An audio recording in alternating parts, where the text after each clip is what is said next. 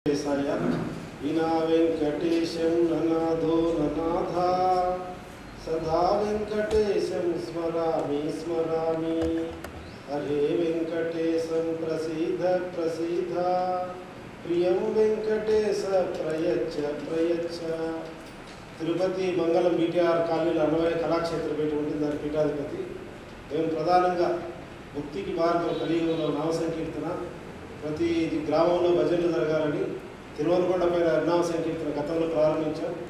రాయలసీమలో ముఖ్యమైన అన్ని పుణ్యక్షేత్రాల భజనలు నేర్పించడం, అక్కడ తెలంగాణలో కూడా యాదాద్రిలో హరినామ సంకీర్తన భజన కార్యక్రమాలు ఆంధ్ర, తెలంగాణ, కర్ణాటక, తమిళ రాష్ట్రాల్లో భజనలు చేయించడం జరుగుతూ ఉంటుంది.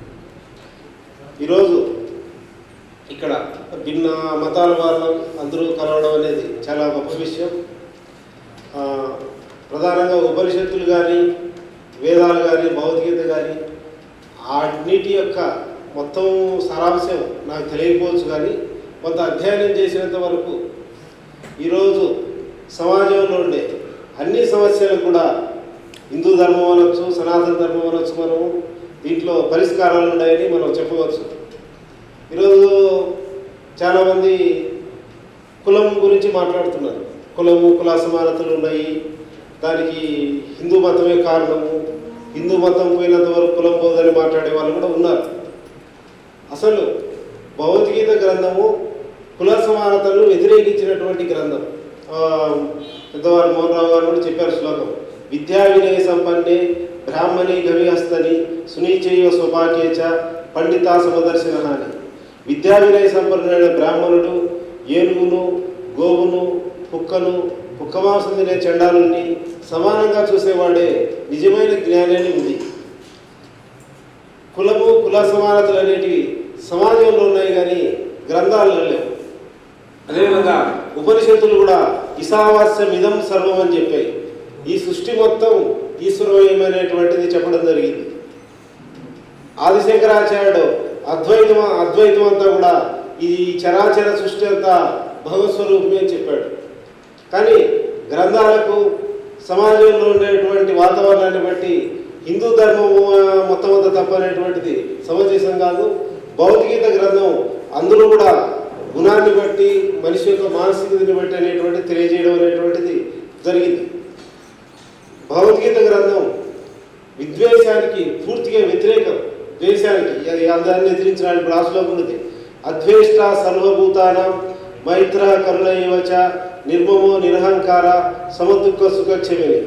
సమస్త ప్రాణుల ఎడల ద్వేషభావం లేనివాడు, అహంకార మమకారం లేనివాడు, సుఖదుఖముల పట్ల సమభావం కలిగిన వాడు నాకు ఇష్టడు అని శ్రీకృష్ణుడు చెప్పాడు.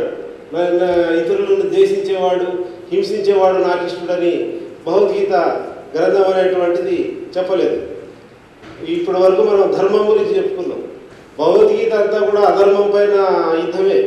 అంటే ఇప్పుడు మనం యుద్ధం చేయాలని కాదు, దాంట్లో అప్పుడు ఉన్నటువంటి ఆ పరిస్థితులు, కౌరవులు చేస్తున్నటువంటి వారికి ధర్మం ఆచరించే అర్జునుడు తన బంధువులు ఆత్మీయులని నిరుత్సాహపడుతూ యుద్ధం చేయలేని పరిస్థితుల్లో అందరికీ ఒక ప్రేరణాదాయకం ఇచ్చి ధర్మం కోసం యుద్ధం చేసి ధర్మ విజయం సాధించిన గ్రంథం భగవద్గీత గ్రంథం.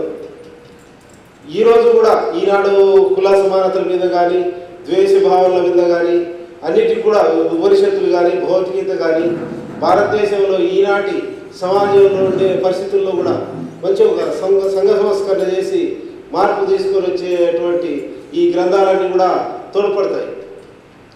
ఇతను కలిసి కూర్చొని ఓ చోట ఇటువంటి విషయం ఈరోజు ఏముందండి, మంచి సోషల్ మీడియా పెడితే లక్షలాది మందికి వెళ్ళిపోతుంది. మనమందరం కలిసి మనమందరం కలిసి ఉండాలా, గ్రంథాలు ఇవి చెప్పాయంటే సామాన్య ప్రజల్లో కూడా మార్పులు వచ్చేటువంటి అవకాశం ఉంది. ప్రజలను అందరూ కూడా దారి తప్పిస్తున్నారు.